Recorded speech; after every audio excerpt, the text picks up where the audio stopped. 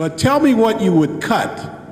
If you say we shouldn't take resources from any other source, we shouldn't take money from the federal government, tell me what you would cut in the district.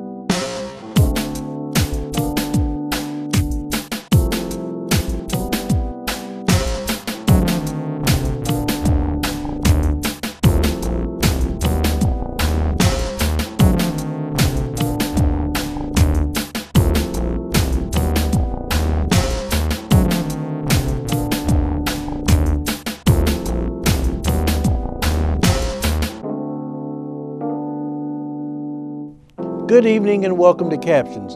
Tonight we have a very exciting show. We're going to be showing you the NAACP Candidates Forum, of which we will have individuals who have chose to run for District 150 School Board as well as ICC Board of Trustees.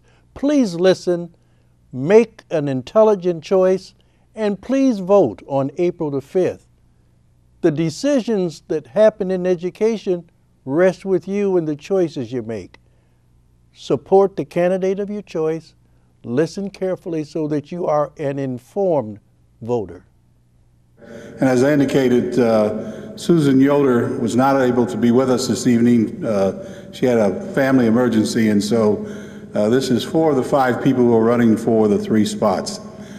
What would be the 1 or 2 things that you would like to see changed at ICC? What would you do there that they may not currently be doing that you think would improve the college and improve the benefits to our community?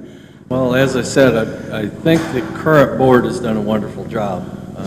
Don't really have any major changes that I would make, with the possible exception, and I believe you may be thinking of this, is consolidating the downtown campus possibly into one building, closing one of the buildings, selling it, using that money to finish the construction at the North Campus.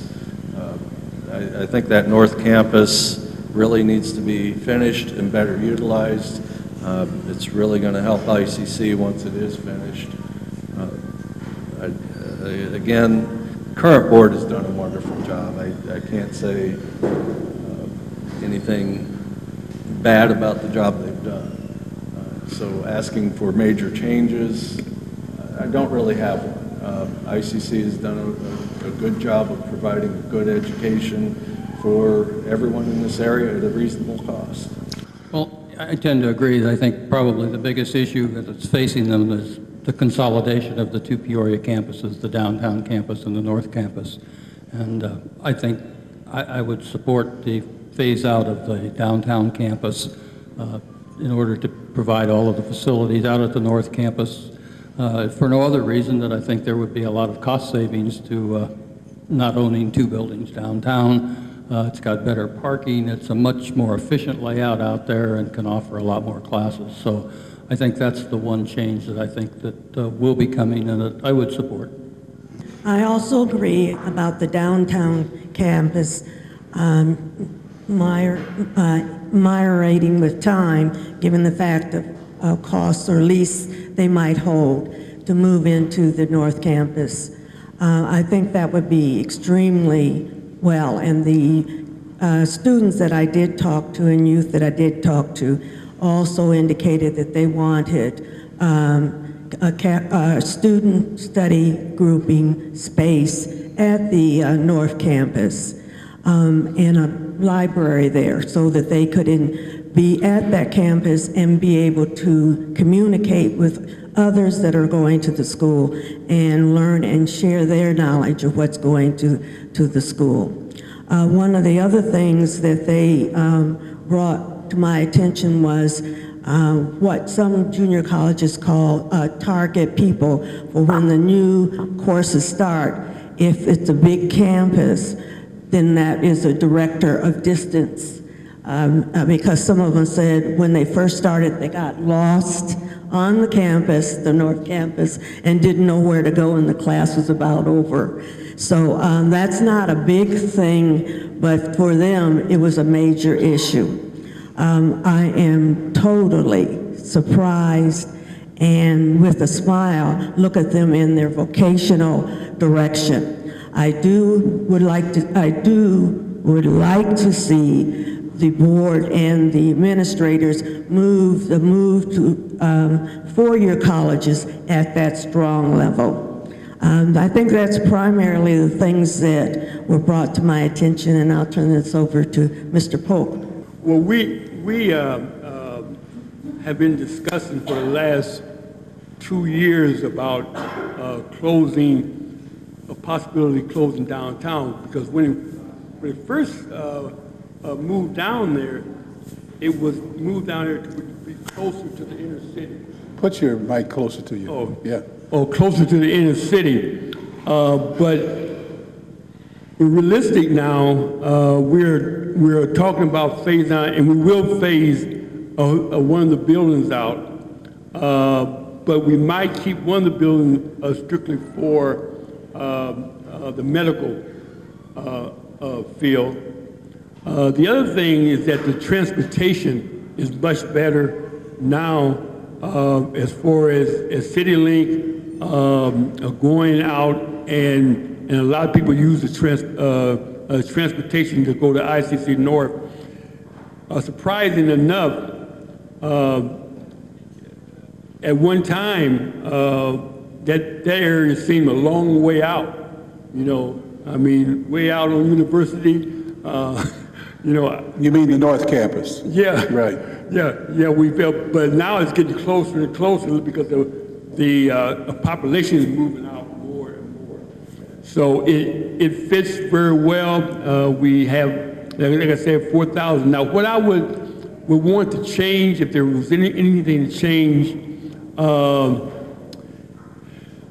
that we need to do a better job, or continue to do a better job in hiring more diverse faculty. We have the system in place, and we have the with Rita Ali diversity department, which we set up, and that's something that was set up, and then we hired Rita Ali. But that is something that is an ongoing process.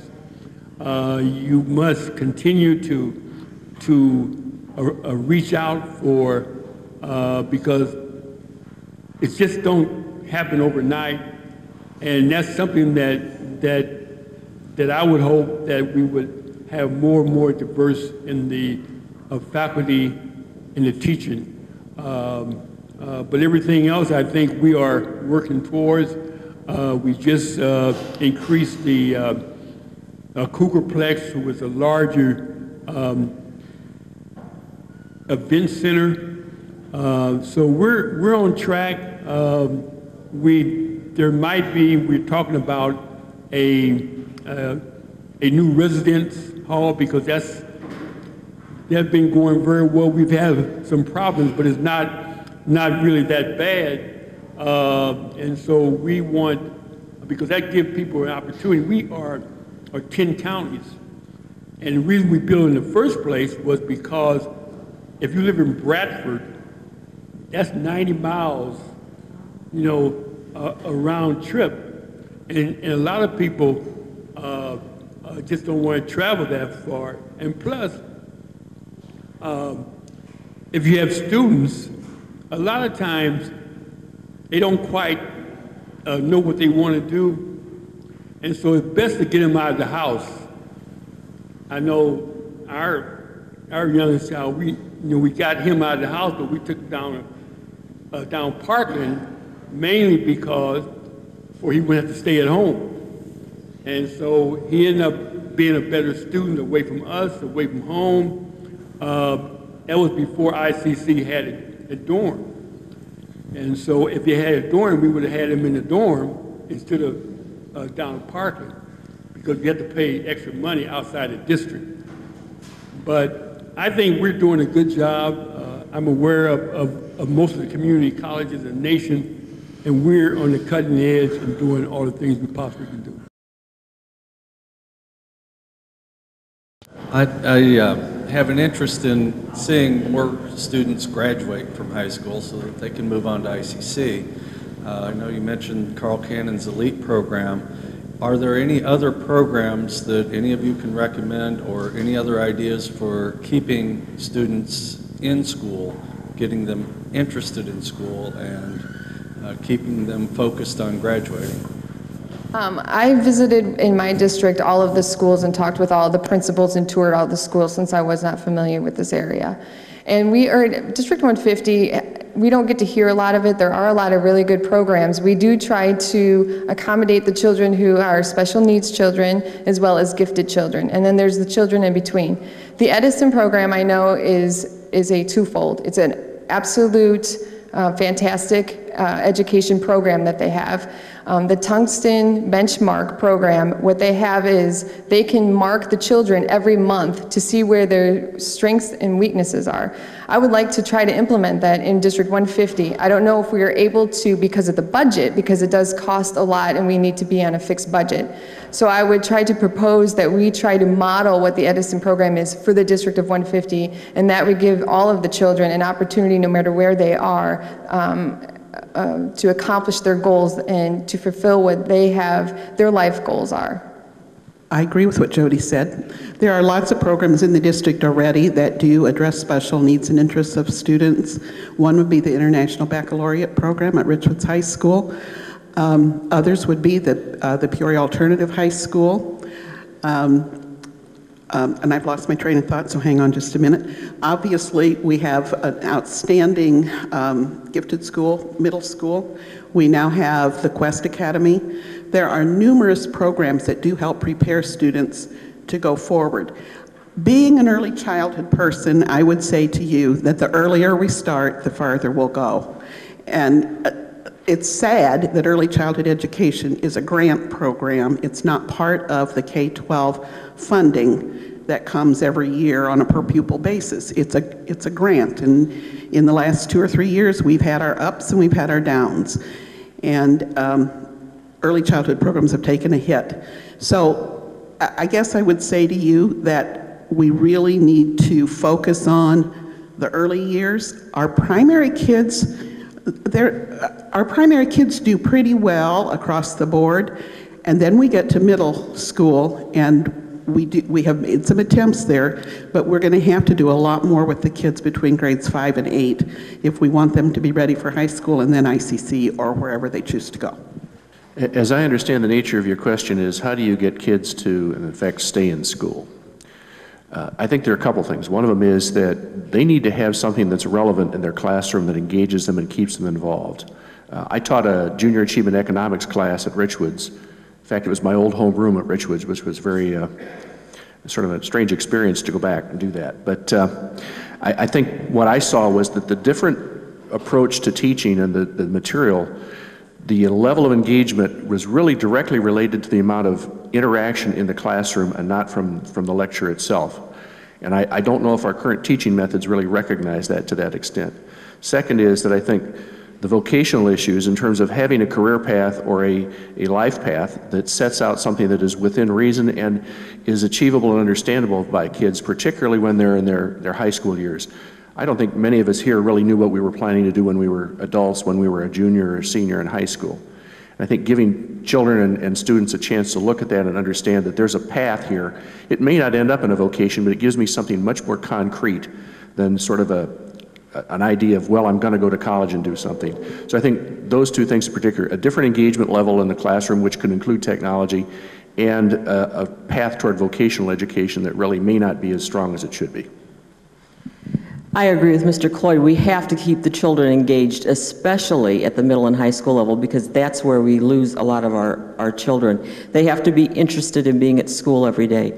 That's where we need more vocational programs, and not just the things we think of as vocational, like wood shop and foods and clothing when eons ago I was in high school. But we need to not only work with the building trades, but with the medical community. There are many programs that children can start in their junior, senior high school, like CNA programs and medical transcriptionists and those kinds of things.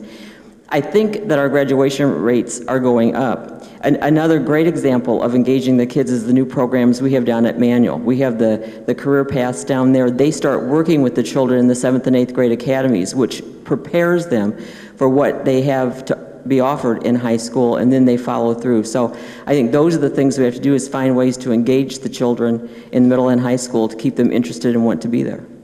I feel very strongly that if we can teach our history here in the United States, that the kids can develop some sort of pride that we all have.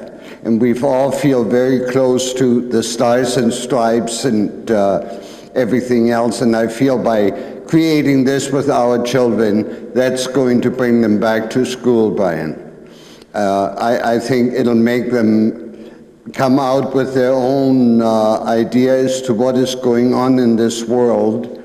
And I really feel that this would bring the kids back to school. You can talk about arithmetic, English, football, baseball. You can do all that, but it's not going to bring anybody back. I'm proud to be American. I'm a citizen. That's all I'm concerned about, and this is what I'll try and get across to the kids.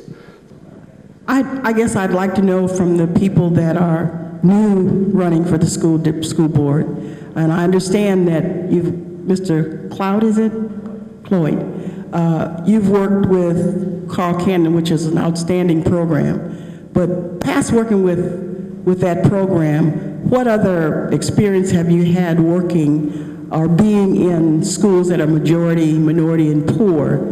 And what can you bring to make some real changes in those schools? Because usually, most people running for the board, prior to running for the board, has never been in any of the schools in the South End or the North End. The other thing is that we have some wonderful teachers, but we also have some teachers that's not doing the job. And I'd like to know what each one of you will do to ensure that all teachers are doing what they're supposed to be doing, and that's educating our children. I have not spent my life and career as an educator. I'm currently with Caterpillar and have been in that position for 10 years, and before that I was with Keystone Steel and Wire for 25 years. One of my current responsibilities at Caterpillar is development of diversity and inclusion within our work group, and that involves identifying candidates for responsibilities and seeing that they have career opportunities in the company. The second thing is I attended Hines Grade School, graduated in 1962, and I believe at the time it was one of the few integrated facilities and schools in the city of Peoria. And I had the experience as a child to see that, and I think that's something that leaves a different impression upon you what high school and grade school are like than if you didn't have that experience.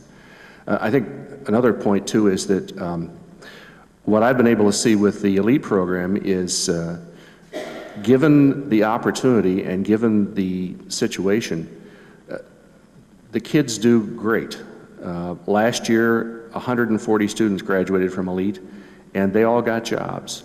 And if you look at the opportunity there and you say, well, what's the difference? The difference is they were given some direction, some very specific guidance, and an opportunity to develop themselves in a way that was attractive to an employer. Those students are now getting their paycheck, and they see an opportunity that they didn't have before. I spent my life working both in the inner city and with students at Illinois Central College, my working life. Just some of the things that I've done in the schools. I was on the steering committee, which met for about a year and a half, that planned the Valeska Hinton Early Childhood Center, which was a national model, still is a national model, as part of a public school system. So once my kids were raised, I thought I was probably finished with public schools. However, when I was invited to do that, I became engrossed once again in what was happening in our schools. My blood runs orange, just so you know that. I will always be a Manual fan. Oh, I can't say that if I'm going to be on the school board. Anyway, my blood runs orange, and my kids are green, so what can I say? Just some of the other projects that I've been involved in. About 5 years ago, my Kiwanis Club, or maybe a little more than 5 years, maybe 7 years ago, my Kiwanis Club with my leadership purchased books and book bags for all of the children at Garfield School, grades K-2. And we went there, we read to the kids, and we continued to provide books. There's now a much larger program going on that I hope to be volunteering in, but we did do that. As I mentioned earlier, I've continued to volunteer at Manual in the Student Achievement Conference program. But the other thing that I'm involved in there is I'm the liaison to their Builders Club, which is a Kiwanis program for middle schools, and I never know quite what to call it, Sharon, the Junior Academy, the 7th and 8th grade academy at Manual. It has this year organized and will soon be chartering a Builders Club. And the other piece of that then is the Key Club at Manual, that I am the liaison, and I work closely with the director of that program as well.